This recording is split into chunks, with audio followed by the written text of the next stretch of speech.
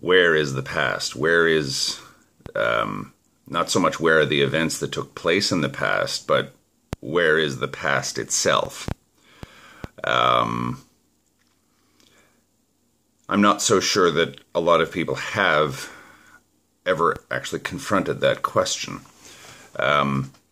One is reminded of, again, Zopfian anchoring, to say that this is, our collective view of the past is sort of a mythology upon which we assess the future, or we use the past as the only means at our disposal, or seemingly, to deal with the present and the future. But where is the past in relation to the present? Not the events themselves, because that's a sort of a diversion, but where is the past? In George Orwell's 1984, that is dealt with, and it's shown how people can abuse this uncertainty in a way that creates, or to artificially create, a certainty that is used by the ruling party to rule tyrannically over everybody else. They have the three slogans: who controls the present controls the past. Who controls the past controls the future. Two slogans, really. The three slogans are the other ones: war is peace, freedom of slavery, and ignorance is strength. But the party has many slogans, and they often contradict each other, although it's illegal to say so. What does that mean? If you control the present, you control the past. If you control the past, you control the future. Well, if you control the present, you decide you can control human behavior at the present time and what people can say. If you can control the past, you can control that mythology upon which whatever certainties we have now are based. It's sort of an admission that the past is only what we think it is, what we in the present agree it is, or whatever, collectively, I suppose, if you want to call it if you want to deal with mythologies or whatever. There's an interesting quote where they have Winston Smith, the hero of the story, in torture chamber, and his torturer O'Brien is talking to him. He says, O'Brien smiled faintly.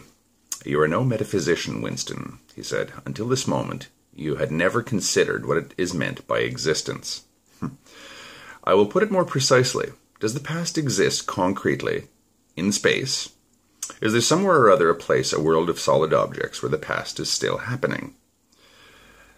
Winston answers, "No." Okay. Where is the past, and what is the past? I think that's a very fundamental question. It's a question that sort of challenges people to either close their mind off, again, the way Zopfi would say that we would, or, and possibly attack anybody who would say such a thing and, abolish all of their reality so quickly and effortlessly, seemingly. Or you're forced to confront the fact that the past is nowhere near as solid as you once thought it was. It's interesting that in 1984, the ruling party isn't so much abusing this fact as it's abusing the apparent human need for certainty, for some place to stand, for some sort of Zopfian anchor. I don't think that most people actually think about that, what the past is, what the future is, what the fulcrum of these 2 points are, i.e. the present. But I think that it's, if you want to start questioning everything, you have to confront that question eventually. What does the past mean? What is the past? Where are the events that took place in the past? Where are the events that will take place in the future? See, that's, when you start thinking along these lines, especially if you start trying to think this way a lot, you end up understanding what is meant by that monster of becoming, where your view of time from where you're standing is just this open mouth of a monster with all these horrible shapes flying out of it at you. And there's just always endlessly more of those things coming out of the monster's mouth. Now, it's not really a monster because it is a monster, that it's dangerous or whatever. That's just a metaphor. It's just a monster that because it's frightening if you're not ready to stare into it. Again, back to Zapfi, the caveman in The Last Messiah has a moment of existential panic that kills him because he just wasn't prepared to look into the maw of that monster. So, okay, maybe the past and the future are nowhere near as clear as we thought that they were. Like, we've neatly packaged the past into years, dates, events, eras, the 50s, the 60s, all this kind of thing. And that's just all stuff that we've all agreed upon, and that's something of a contrivance, etc. But, it's something that helps us cope with being here, though. It's definitely a useful tool. I'm not trying to say that we throw it out. But what I'm saying is there's no harm in trying to see it for what it actually is. Or, I don't think that there is harm for everybody to try and see it for what it is. I don't think that most people can handle that kind of clarity, but again, 1984 is a case in point of what happens when you don't actually confront that fact. You open yourself up to manipulation by people who want to make you suffer. Now that brings up the point of suffering. I sort of got a little formula there before in the comments section of a previous video. 3 points. Julius Caesar, first, did not exist. Before he was born, he didn't exist. First point. Second point, Julius Caesar was born and existed. And he suffered at that point. Third point is, Julius Caesar did not exist after he was stabbed to death on the Senate floor. 3 points.